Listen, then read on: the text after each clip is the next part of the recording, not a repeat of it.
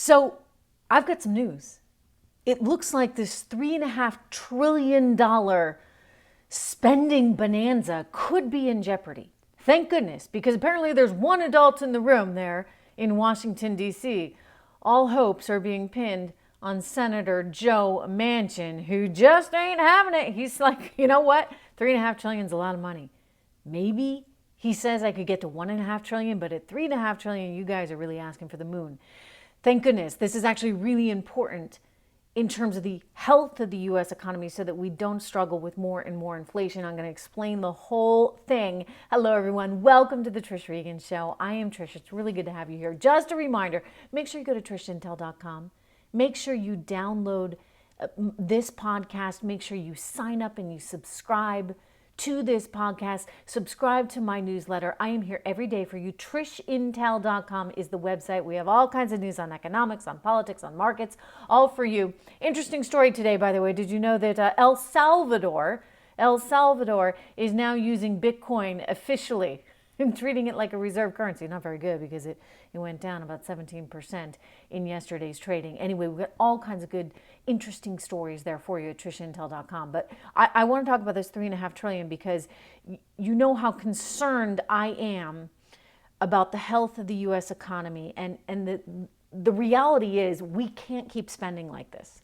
I mean, I don't know how many times I have to say this, but money does not grow on trees, despite what Bernie Sanders and Alexandria Ocasio-Cortez would have you believe. And so the grown-ups understand that. They understand what it means when you just keep printing.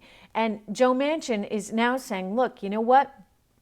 I'm having trouble here, guys, because when you talk about an infrastructure bill and then you say we're going to give $400 billion to caregivers to help people at home, well, that's a bit of a stretch. I mean, at least if you're going to call it infrastructure, right? I realize the Biden administration wants us to think about infrastructure very, very differently because apparently social infrastructure is the new buzzword of the day. But all this still costs money. And at $28 trillion and counting, we don't have it. We can't afford it. Joe Manchin did write a piece just the other day in the Wall Street Journal where he said, look, you know what? We have spent $5 trillion since coronavirus started. Money we do not have. Well, he's right. It is money we do not have, and we've been spending so much of it. And you know what? This is exactly why we're seeing so much inflation. We're going to get a read on inflation this Friday. Be on the lookout for it. That would be the Producer Price Index, which already is up 7.8%, highest on record, okay? Like it's never been that high. 7.8% in the last year on the heels of consumer prices being up 5.4%. And we're talking about grocery store prices. We're talking about food, diapers. I mean, this one really gets me, up 14%. I'm sorry, but you know what? When the cost of diapers is escalating that much, it really hurts. It really hurts, young families just starting out. And these are the people that we need to be encouraging. These are the people that really are the backbone of America. When I talk about the middle class really being our strength, I'm not kidding. This is who we are. And a strong middle class makes us a stronger economy. It makes us a stronger country. But when you have inflation like this, what you do is you eat into the spending power of each and every American. And the rich, they can handle it, right? I mean, it's kind of annoying that they have to pay more money to fill up their gas tank or pay more for groceries or dinner out costs more. But you know what? It doesn't really matter to their bottom line. It matters to everyday working Americans. Poor Americans also. But you know what? Joe's taking care of them. Uncle Joe has an increase in food stamps, up 25%. He did that by executive order, most we've ever had historically. And so there's a lot of programs to help poorer Americans. And inflation hurts them too, but they don't have those programs in place for everyday middle class folks. And these are the people that are getting hurt. So I commend Joe Manchin. I hope he sticks to this. I do think that this whole plan could be in trouble, and I think that's actually a really good thing for Americans. They are saying, well, maybe $1.5 trillion. Joe Manchin could get to $1.5 trillion. Well, $1.5 trillion, it's a big difference from $3.5 trillion. And that, look, I'm all for working on the airports, working on the roads, working on the bridges. We need that stuff. That's actually infrastructure. But when you tell me okay, we need home caregivers, and we need all these daycare centers, and we need new housing, government housing. Like, all of this stuff costs money.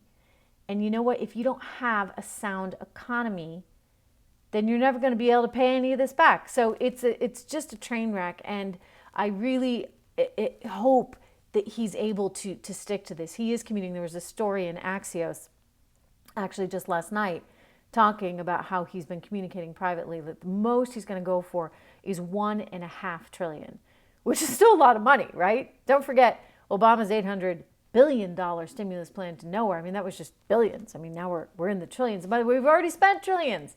So this is trillions more. A reminder, everyone, you can download this podcast on Apple iTunes. I want you to subscribe to it there. Subscribe everywhere. You can subscribe on Spotify. You can subscribe on Pandora. You can subscribe on Google.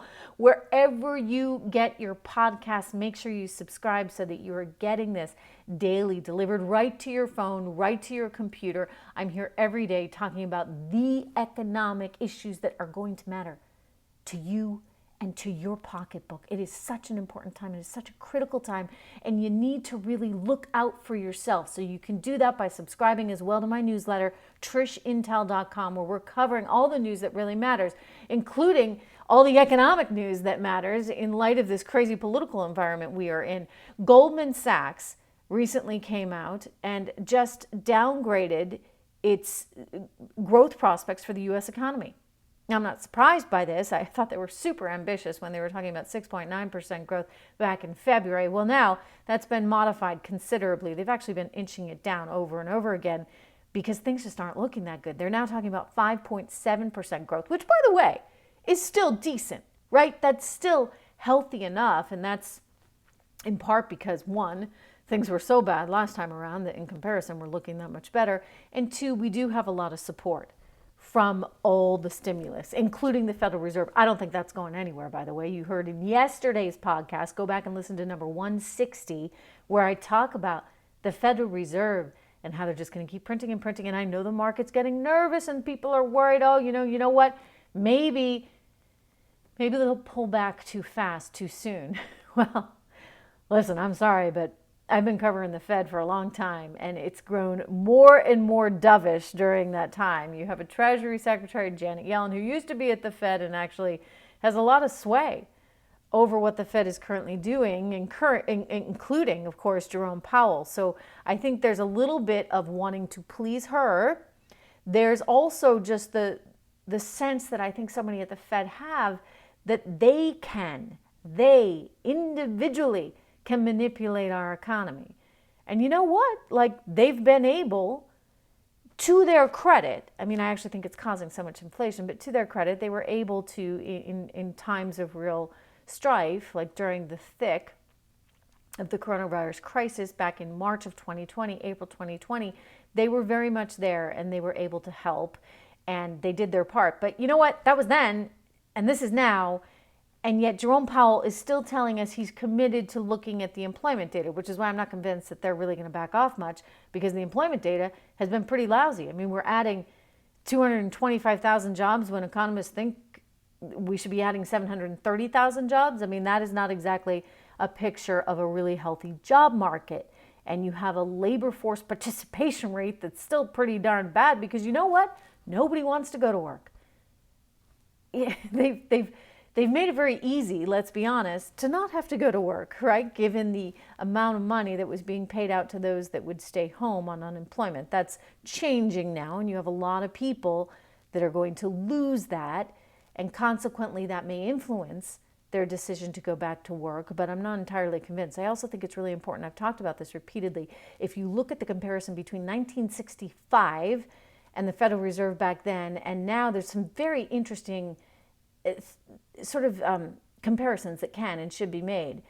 In 65, the Fed backed away from its traditional approach, which was to watch simultaneously employment and inflation, and instead just started watching employment. Because what did we have at the time? Oh, we had Johnson's big social remake plan for America. We had the Vietnam War. We had a lot of things that were costing us money. And so the Fed said, okay, well, we'll be here and we'll just print. And they did, they printed, even though we had a Bretton Woods agreement in place, which meant that we needed to peg our dollar to gold, which actually caused a whole huge catastrophe because we were actually looking at the time in the early 70s of needing to issue debt in the denomination of Swiss francs because people didn't really trust our currency anymore because we were printing so much, and we had said, oh, we won't do that because we're going to peg it to gold. So, long story short, people were trying to basically cash in their dollars for gold, and Nixon had to say, you know what, no more gold, anyone. So 1971 was kind of a pivotal time, but it started in 65 with the Federal Reserve saying, you know what, we're going to back off the concerns about inflation and we are going to focus primarily on jobs, right? Because there's this sort of social issue that's at stake. Well, that's again what's happening. So I don't think we're going to get that $3.5 trillion. I mean, look, I think we're going to get something. And it's partly what I discussed yesterday, that politicians just can't help themselves. They all want to spend. They all want pockets of money for their various geographical areas in the country. And so they effectively kind of all are in this together, right? They recognize the importance of having that money and therefore effectively being able to buy votes. But will they get the $3.5 trillion? I don't think they're going to get the whole thing. They'll get something, but they're not going to get the whole thing. And actually, that's very good for America. But there's a lot of things going on that should cause you concern right now. They do cause me concern. I mean, whether it's all this spending or whether it's all this talk about court packing. Interestingly, if you've been following the court packing issue in the media as of late, what you have seen repeatedly now, it happens to be a lot of stories about it. And there's one lawyer that's making the rounds, a guy named Stephen Feldman, and he's been on NPR and he's been doing interviews in Salon.com, a lot of liberal publications, in which he's saying, look, it's time, we need to be doing this for court packing because, everybody's so upset about the Texas situation. You had Amy Klobuchar on CNN over the weekend talking about that and how she was open to the idea of court packing because they want to really restack the order there. Look, I mean, they want 4 justices. The left wants 4 more, well, in line with their thinking, types of judges there on the court, which is actually pretty sad because it shouldn't be political. And yet this is exactly what it's becoming, right? And I think that we need to think as Americans pretty hard about that because once you go down that slippery slope, it's very, very hard to get back. I mean, don't forget, this is what happened in Venezuela. This is what happened in Argentina. This is what happens in banana republics. We don't want to be that banana republic. And so we, I think, collectively, and I don't even, independents as well, not just conservatives here. I think anybody who really cares about the essence, really, of this country and who we are needs to recognize the threat that court packing really is and what it would mean for this country. And so I commend this group, First Liberty. They are out there sounding the alarm. It's a nonprofit law firm, and they have started a petition. They actually sent a letter to Joe Biden because the president has a commission that he's set up to examine this issue, and First Liberty is concerned about it. You can be part of that letter. You can sign the petition if you go to supremecoup.com because it kind of feels like a Supreme Coup, right? Of the Supreme Court. Supreme Coup, COUP.com is the organization. Lots of great people involved there. The Heritage Foundation is involved. Americans for Prosperity is involved. Again, that is supremecoup.com, so you can sign the petition. I mean, I think it's important that we all sort of take control, right? We take control of our country. We take control of our lives, whether that means your investment for the future. That's why I talk so much about really being able to plan for your financial future. That's why you need to think about what inflation is going to mean, and also your country, the political future, but also your own health, right? Health is a big component. If you don't have your health, I mean, forget the rest of it, right? Health really is one of those things that comes first and foremost. And so it's a good time right now. I mean, the kids are going back to school. I'm packing lunches. And I found a new thing to put in the lunch, which I wanted to tell you about because it's wonderfully tasting. It's healthy. It's really, really healthy. And I think that part of our role as parents is, one, to take care of ourselves and also to take care of our kids and make sure that they're eating well, that we're eating well. And I found a great new company. I want to tell you about Uprising Food, which I love the name, right? Uprising is, it kind of speaks to us taking control of our lives back, right? There's this sort of revolution, if you would, going on with food and health. And these are things that need to matter to each and every American. And for people saying it's hard, I know, I get it. Look, I've had many kids, including twins, and it's not easy trying to get back in shape from something like that, but you've really got to prioritize it and put that first and foremost. And I have, and I do this for my family. So I want you to check out Uprising Food. They've got terrific snacks. They're all super healthy. Everything is super fresh. And imagine, like, you can have bread without a ton of carbs. That's what they make. They have bread that's like made in really, really nice bakeries with these great bakers. And they make this stuff and it has like 2 carbs. I mean, that's really great, because if you can cut out that sugar, it's an important part of taking that step in control of your life. I mean, I am convinced sugar is a definite form of some kind of substance there. Sugar is really dangerous in some ways, and for kids in school. I mean, you're trying to learn and you want to have a clear head. So I'm packing these snacks. They have some chips that are low carb, all gluten-free, super nutritious. So check those out. Go to Uprising Food. I have a deal worked out. You can get 30% off the product if you use my name, code word Trish. They are sponsoring part of this program, and so check it out. I think you're going to love it, and it's important to remember how we as individuals need to recognize our own health and recognize the importance sort of us, right? I want to get back to the economy for a moment, because there's some new polls that indicate Joe Biden is going to have a hard time in 2022, as he should. You know what? Given what has just happened in Afghanistan, given what is going on right now in this country with our economy, it is unacceptable. And people get it. 51% disapproval right now. This is according to another poll. I mean, they're coming out every single day. On average, 51% of Americans believe that all the government spending we have seen is actually contributing to inflation. Well, gosh, these Americans are pretty smart. You know what?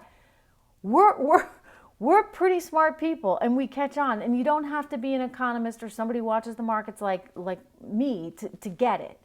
Right? When you spend that much money, both at the Federal Reserve and in the government, then it's got to come from somewhere. And right now it's coming from American taxpayers. And so I think that this is going to be a hard thing, right, for this administration to overcome. You think about even what's being spent right now on Afghanistan. I mean, we're theoretically out, right? I guess, yeah, well, I mean, not theoretically, we are out. We left Americans there, so that's why I say theoretically, because it's awful that these people are still there and private citizens are trying to go in and get them. And I mean, the whole thing is just tragedy, a tragedy in massive ways, completely unacceptable and extremely upsetting. But then you factor in the fact that we're looking at putting 95,000 Afghans into America, and the amount of money that's expected to cost, it's up there. It's $6.4 billion actually in taxpayer money that is being used to resettle Afghans. 65,000 Afghanis were brought to the U.S., according to NBC, just in the last month. 30,000 additional Afghanis are coming in. They do not have the proper paperwork. Apparently it was a real rush job getting everybody out of there. And so they're coming in, with humanitarian sort of needs, but without the proper visas and without the proper paperwork. And so I would just say that this once again contributes to the mess that we have seen. Bringing people here without the proper paperwork. You could have avoided this if you had had more time, right? You could have avoided the situation where we now have Americans that can't get out of Afghanistan because the Taliban's in control. And we understand there's new data that suggests, new emails that suggest, that were given to Fox, that indicate that the State Department is not allowing some of these planes to leave, probably because they need clearance from the Taliban. We'll see how that works out over the next couple of days. But look, I mean, he's not going to be able to get away from this, right? He created this mess, and I think that people were willing to give him a lot of rope. One of the reasons he was elected, Joe Biden was elected, was because the hope was that there would be less drama in the world. And instead of less drama, we're getting more drama. And we're getting drama that is really hard for people to see and for people to take. And knowing that all of our money is now on the line as we try and deal with this, and our reputation as well, right? I mean, this is our reputation as the United States of America, and it feels like there's kind of a moral bankruptcy going on. And so I don't care, where you fall politically. I don't think that you can see those images and think that that was okay to get out how we did. I don't dispute the need to get out of Afghanistan, right? I've said that over and over again. I agree with that in principle, but the way you do it really does matter.